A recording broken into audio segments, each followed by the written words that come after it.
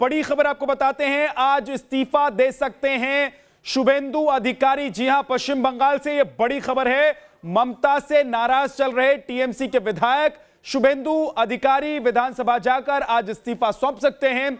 शुभेंदु मंत्री का पद वो पहले ही छोड़ चुके हैं और साथ ही वो नाराज चल रहे हैं टीएमसी से और ममता बनर्जी से। कहा जा रहा है कि जल्द ही वो बीजेपी भी ज्वाइन कर सकते हैं। कोलकाता से ये बड़ी खबर है, आज इस्तीफा देने के लिए विधानसभा पहुंच सकते हैं शुभेंदु अधिकारी, जहां वो अपना इस्तीफा सौंपेंगे।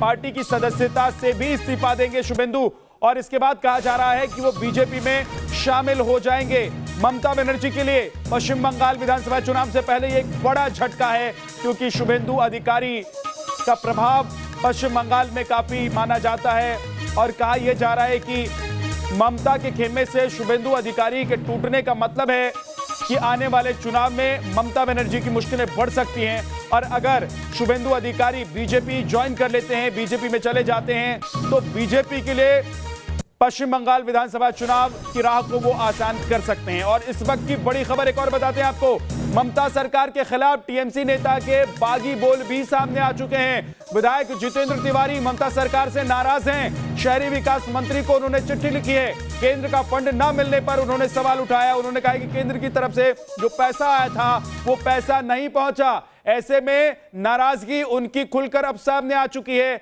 उन्होंने चिट्ठी लिख दी है। दूसरी तरफ वो पार्टी से, ममता बनर्जी से नाराज नजर आ रहे हैं। 3 तस्वीरें आपके सामने हैं। जितेंद्र तिवारी वो जो बागी हो गए हैं और बताया जा रहा है कि जितेंद्र भी टीएमसी छोड़ सकते हैं, अपने पद से इस्तीफा दे सकते हैं। दूसरी तरफ वो चिट्ठी आप देख रहे हैं जो उन्होंने लिखी है और ममता पर सवाल उठाया है कि आखिर केंद्र की तरफ से जो पैसे आए हैं योजनाओं को लेकर, वो पैसे क्यों नहीं पहुंचे।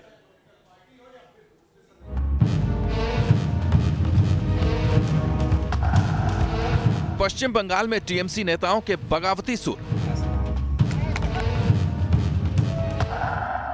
ममता सरकार में 4 नेता विद्रोह पर उतरे।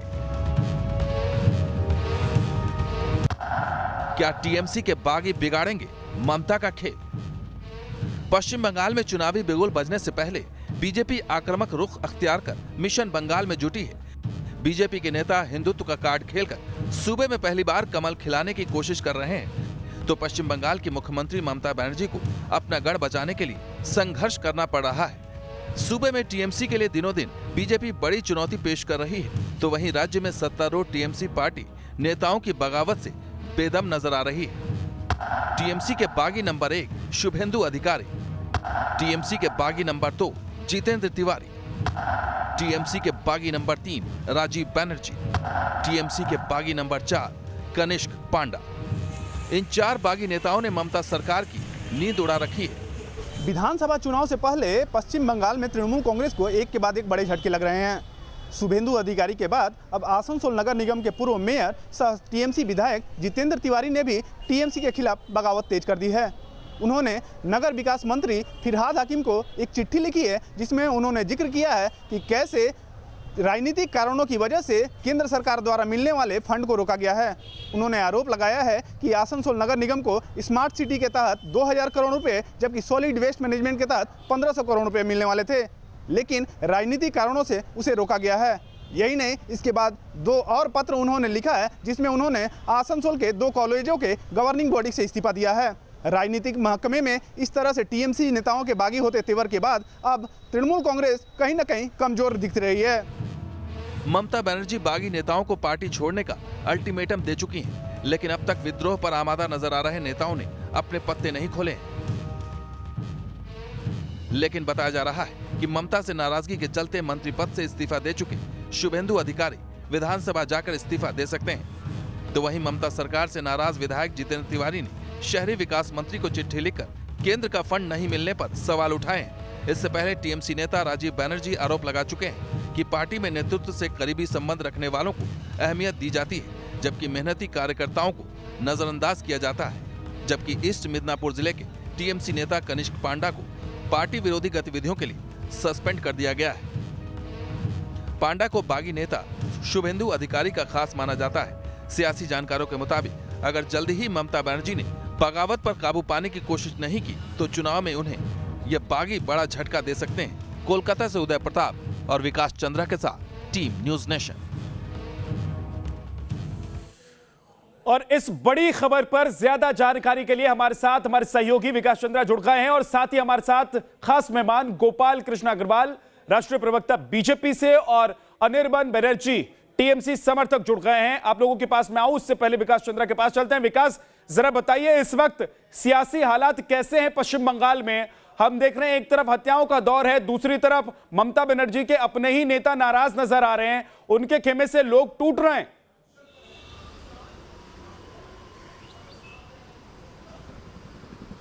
ये देखिए, अगर पश्चिम बंगाल की राजनीति की अगर हम बात करें तो यहाँ हिंसा और हत्या यहाँ की संस्कृति बन गई है। और हिंसा और हत्या की शुरुआत सीपीएम के ज़माने में हुई थी, उसका विरोध ममता बनर्जी करती थी और आज खुद उसी नक्शे कदम पर है जिसका विरोध बीजेपी कर रही है। और रहा सवाल अगर हम नेताओं के बागी तेवर, खासतौर पर टीएमसी नेताओं के बागी तेवर की अगर हम बात करें तो अपने देश में एक जब चुनावी संस्कृति है कि जब भी चुनाव आते हैं तो कुछ रद्दोबदल होता है। एक पार्टी के नेता दूसरे में जाते हैं, दूसरे तीसरे में चले जाते हैं। लेकिन अगर हम पश्चिम बंगाल की बात करें तो यहाँ बीजेपी एक रणनीति के ऊपर चल रही है। उस रणनीति में है कि ममता बनर्जी के अधिकतर नेताओं को अपने पाले में लाया जाए और उन्हें कमजोर कर दिया जाए। मुकुल रॉय एक बहुत बड़ा झटके के तौर पर टीएमसी के लिए थे जब वो पूरा सिस्टम जब आया, और उसके बाद से लगातार बीजेपी इस रणनीति पे आगे बढ़ती चली जा रही है। और अब जो आसनसोल से बगावती सुर दिखाई दे रहे हैं उसके पीछे कई वजह है। जितेंद्र तिवारी की अगर हम बात कर लें तो जितेंद्र तिवारी की छवि एक कोल माफिया की है, बहुत सारे उनके खिलाफ मामले भी हैं। लेकिन बीजेपी रणनीति यह है कि जो हिंदी भाषी लोग जो पश्चिम बंगाल में हैं और जो राजनीति में हैं, पहले उन्हें अपने पाले में करो और बाकी लोग तो बीजेपी अपने रणनीति के हिसाब से चली रही है। तो एक यहाँ टीएमसी से बीजेपी की ओर आने का एक सिलसिला यहाँ पर दिखाई दे रहा है। और जैसे जैसे चुनाव पास आएगा तो ये गति और भी तेज यहाँ पर होने वाली है। लेकिन विकास, एक सवाल तो पूछा जाएगा कि क्या ममता बनर्जी अपनी पार्टी के नेताओं को अपने साथ रोककर नहीं रख पा रही हैं? और अनिर्बन हमारे साथ है। अनिर्बन, आपके अपने ही नेता टूट रहे हैं, आपके खिलाफ वो बागी हो रहे हैं, वो कह रहे हैं कि भैया पैसा जो आया है केंद्र की तरफ से वो आप पहुंचने नहीं दे रहे हैं, लोगों तक उसका काम नहीं पहुंच रहा है, तो आप अपने लोगों को ही नहीं संभाल रहे हैं। जी, जितेंद्र तिवारी जी की अगर बात करें तो वो थोड़ा गलत बोल गए हैं। वो जो कह रहे हैं केंद्र का पैसा बोलकर कुछ होता नहीं है, वो राज्य से ही जाता है। उसको लेकर केंद्र को फिर वो वापस देना है। जो अभी जो सरकार है बीजेपी का, वो 53,000 करोड़ जीएसटी के तहत हम लोग को वो जो मिलना चाहिए वो लोग उन्होंने दिया नहीं। लेकिन तो मेरा सवाल तो ये है कि आपके अपने नेता ही क्यों परेशान हो रहे हैं? आपसे ही, अपनी सरकार से ही, अपने ही नेता से क्यों बागी हो रहे हैं? परेशानी तो रहती है। बड़ी पार्टी है, बड़ी पार्टी में परेशानी रहती है। अगर उनको लगता है कि इधर उनका जो मतलब इंटरेस्ट है वो सर्व नहीं हो रहा है तो जो सीएम चीफ मिनिस्टर, तो मतलब आपके नेता मौका परस्त हैं? आपके नेता मौका परस्त हैं? कोई तो होता है भाई, हमारा नेता उसका नेता नहीं, ये ऐसा बहुत कोई नहीं सर, यहाँ तो पूरी लाइन लग गई है, लेकर आए हैं ना, पूरी लाइन लगी हुई है। एक के बाद एक बड़े नेता पार्टी से टूट रहे हैं। क्या उनको अपनी पार्टी पर विश्वास नहीं रह गया है? क्या उनको ममता बनर्जी पर विश्वास नहीं रह गया है? या फिर उनको ऐसा लग रहा है कि आने वाले दिनों में हवा उनके खिलाफ बहने वाली है, टीएमसी के खिलाफ बहने वाली है? मैं उल्टा भी बोल सकता हूँ भाई साहब कि बीजेपी से बहुत सारे नेता टीएमसी ज्वाइन कर चुके हैं। तो उनको क्या लगता है हवा जैसा है ममता दीदी के अनुकूल में ही रहेगा, उनको ये भी लग सकता है। तो वैसा हवा के बारे में कुछ नहीं है। टीएमसी जो है उसका नाम जो है ममता बनर्जी के नाम से समर्थक है। तो ममता बनर्जी जहाँ है, टीएमसी समर्थक वहां है। और जो लोग टीएमसी को पसंद करते हैं वो ममता बनर्जी के लिए करते हैं, दूसरा कोई नेता के लिए नहीं। वो नेता बने हैं क्योंकि ममता बनर्जी ने सिंगूर नंदीग्राम जैसे आंदोलन किए थे। तो हाँ, उनका भी भूमिका रहा है, ऐसा नहीं कि नहीं रहा। शुभेंदु गोपाल कृष्ण जी भी हमारे साथ हैं। अनिर्बान, गोपाल कृष्ण जी, क्या आप लोग इस रणनीति के तहत काम कर रहे हैं कि टीएमसी के नेताओं को अपने में मिला लीजिए, टीएमसी को कमजोर कर दीजिए और चुनाव जीत लीजिए? क्या आपकी रणनीति है? देखिए, हमारी रणनीति तो ममता बनर्जी को वहां से हटाना है और 2021 में भारतीय जनता पार्टी की वहां सरकार बनाना है। क्योंकि ये जो ममता बनर्जी है अपने आप में टीएमसी पूरी तरह से बंगाल में फेल है। एक तो उन्होंने धर्म की राजनीति शुरू से की है, विकास के नाम पे परिवर्तन के नारे से आई और कुछ परिवर्तन या विकास वहां का किया नहीं। और जो जितेंद्र जी यहाँ कह रहे हैं वो बिल्कुल ठीक बात है कि केंद्र सरकार ने, इवन इन्होंने पश्चिम बंगाल की सरकार ने जो अभी अरफान जो वहाँ पे वो तूफान आया था, उसमें जो केंद्र सरकार की सहायता राशि थी वह तक भी लोगों तक भी पहुंचनी थी। तो कोविड के तहत अंतर्गत भी किस तरह से किया, तो धर्म की राजनीति देख लो। गोपाल जी, अनिर्बान तो कह रहे हैं कि भाई आपकी तरफ से तो पैसा जाता ही नहीं था, वो पैसा राज्य सरकार का ही था, गलत बोल गए। अरे किसी का भी सरकार का पैसा था तो सरकार का उस तक पहुंचा नहीं, ये बात तो सही है ना। प्रदेश सरकार का नहीं पहुंचा या केंद्र का नहीं पहुंचा। प्रदेश कोई भी प्रदेशों में जो स्कीम होती है उसमें 60-40 का रेशो होता है। केंद्र सरकार 60% देती है और प्रदेश सरकार 40% देती है। अनिर्बान जवाब दीजिए, अब आप लोग क्या ये एक मैसेज देना चाहते हैं कि केंद्र सरकार ने पश्चिम बंगाल के लिए कुछ किया नहीं, लेकिन आपके ही नेता कह रहे हैं कि आपने तो होने नहीं दिया। देखिए, मैं तो डेटा पर बात करूंगा। कितना केंद्र सरकार का पैसा था। गोपाल जी, मैं जरा बोल लूं। गोपाल जी मेरी बारी है, मैं जरा बोल लूं, टोकिए मत, प्लीज सुन लीजिए। Finance minister, union finance minister के साथ जो मीटिंग हुआ था सारे स्टेट के फिनांस मिनिस्टरों का, वहां पर फिनांस मिनिस्टर खुद कहे थे, हाँ भाई हमारे पास पैसा नहीं है आपको देने के लिए, आप वो कर्जा कर लो। तो ये तो कर्जे वाली सरकार है, ये कर्जे वाली सरकार है। ये हमारा जो हक का पैसा है 53,000 करोड़, मैं एकदम आपको डेटा बताता हूँ। जीएसटी के तहत 53,000 करोड़ हमको मिलना है। वो पेनल्टी, वो अरे सर सुन लीजिए ना, अरे सर सुन लीजिए, वो जो डैमरेज जो होता है वो तो मैं काउंट भी नहीं कर रहा हूँ। 53,000 करोड़ ये उनको देना था, उन्होंने दिया नहीं। तो स्टेट जो अपने इस जीएसटी के तहत जो टैक्स उनको मिलता है उससे जो थोड़ा बहुत काम हो रहा है उससे ही होता है।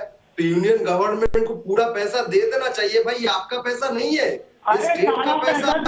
आप ये पैसा क्यों खा रहे हो? यूनियन गवर्नमेंट स्टेट का पैसा क्यों खा रहा है? मैं सिर्फ वेस्ट बंगाल का बात नहीं कर रहा हूँ, ये तो यूनियन वर्सेस स्टेट्स हो रहा है ना।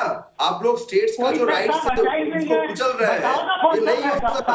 आप फेडरल स्ट्रक्चर को कुचलना चाहते हैं, हम कुचलने नहीं देंगे। स्टेट का पैसा है, स्टेट को वापस करो। यूनियन का दादागिरी करने का कोई राइट ही नहीं है। आप लोग भारत में कोई दादा नहीं है कि दादागिरी करो। स्टेट का जो पैसा है वो आपको देना है, हम लोग उसको लेकर जो काम करेंगे वो अपना पैसे से करेंगे। आप उसको क्यों रोक के रखे हो? ये दादागिरी का तो जवाब आपको ही देना पड़ेगा। अनिर्बान, ये तो जवाब आपको देना पड़ेगा, टीएमसी को देना होगा और ममता बनर्जी को, क्योंकि जितेंद्र तिवारी आपके ही नेता हैं, आपके ही विधायक हैं और वही सवाल आपसे पूछ रहे हैं। उन्होंने तो चिट्ठी तक लिख दी। एक छोटे से ब्रेक के लिए हम रुक रहे हैं, फौरन वापस लौटेंगे। जितेंद्र तिवारी उसके बाद बोलेगा, विकास चंद्रा के पास भी चलेंगे। एक छोटा सा ब्रेक, फौरन वापस लौटेंगे। और बड़ी खबर पश्चिम बंगाल से आपको बता दें, टीएमसी विधायक जितेंद्र तिवारी को समन किया गया है।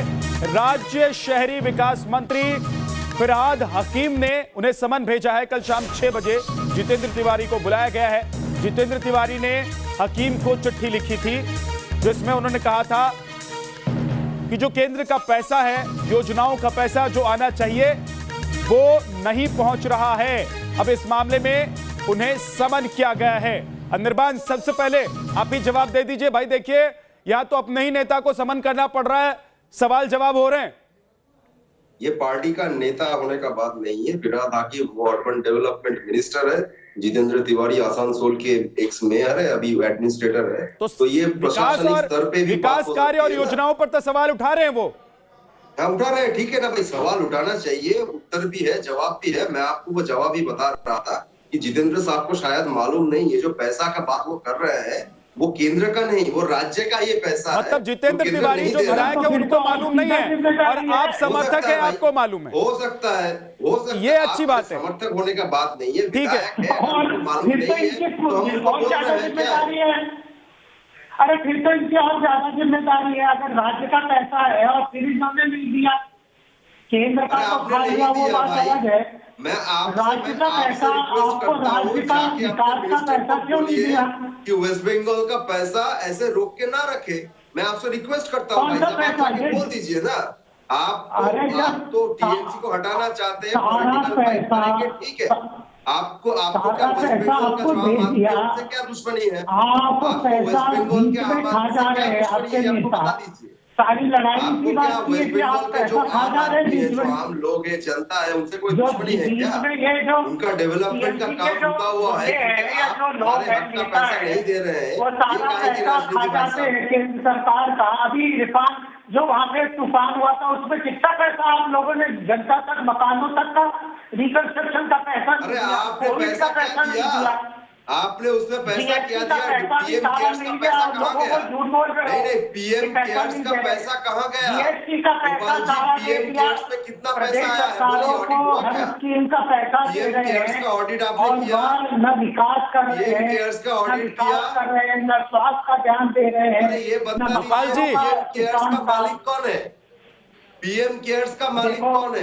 पैसा के बारे में बोल रहे हैं तो पीएम केयर्स का मालिक कौन है? ऑडिट क्यों नहीं ना होता? ये प्रदेश केंद्र की रिलेशन को जानते हैं, न फंड एलोकेशन का system अरे हमको जानते हैं। पता है, आप अब बोलिए ये पीएम कुछ केयर्स भी- का मालिक कौन है? कुछ भी नहीं पता है इनको, कहाँ की बात था। अभी आपको तो प्रदेश पता है सरकार ना, के आपको सब पता है, बोल दीजिए पीएम आपके केयर्स का मेयर मालिक ने कौन है? आपके लिए शिकायत अनिर्बान, की है। आप ये कम से कम उसका जवाब बताइए। नहीं दे रहे। सर, आप बोल दीजिए, गोपाल जी, आप तो एक सेकंड आप महाज्ञानी रुकिएगा। हैं, आप बोलिए, अनिर्बान, पीएम केयर्स का जरा मालिक जो कौन है? जो ग्राउंड जीरो पर मेरे सहयोगी मौजूद हैं, विकास चंद्रा, वो क्या वहां समझ पा रहे हैं और उनके पास क्या रिपोर्ट है, एक बार उनके पास चल रहे थे। विकास, ये तूतू मैमे की लड़ाई जो है वो लगातार चल रही है, एक दूसरे पर वार पलटवार हो रहा है, लेकिन कहां का पैसा आया, कहां गया, विकास काम हुआ कि नहीं हुआ, स्वास्थ्य योजनाएं जो केंद्र सरकार की थी वो क्यों नहीं पश्चिम बंगाल तक पहुंची, और अपने ही नेता क्यों बागी हो रहे हैं और सवाल उठा रहे हैं न सिर्फ योजना के पैसों पर बल्कि विकास कार्यों पर भी। तो ग्राउंड रिपोर्ट क्या कहती है आपकी?